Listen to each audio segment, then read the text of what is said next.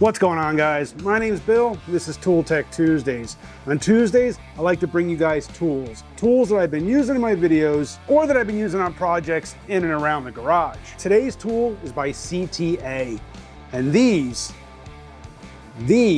are ball joint hammer nuts. Now these things come in a kit of four different thread sizes, whether it be M12 by 1.25, an M16 by 1.5, whatever the size is.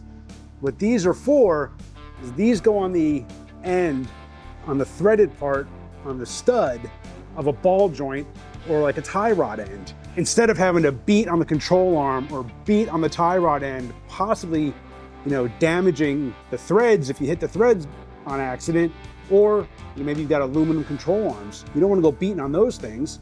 So what you do is you thread these on to the end of a ball joint. Then you grab your air hammer, and they have this dimpled end here.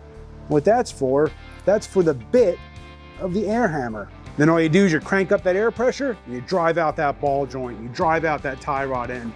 I'll leave a link to a shorts video showing the one of these. It's a different manufacturer, but it's the same concept, showing these ball joint hammer nuts in action. I'll even leave that clip at the end of this video. You can check it out. It's really short.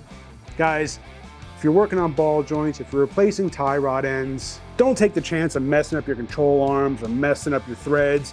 Get yourself a set of ball joint hammer nuts by CTA. These things will make quick work of ball joints and tie rod ends. Appreciate you for watching. Hit that subscribe, hit the bell, let's get back to work.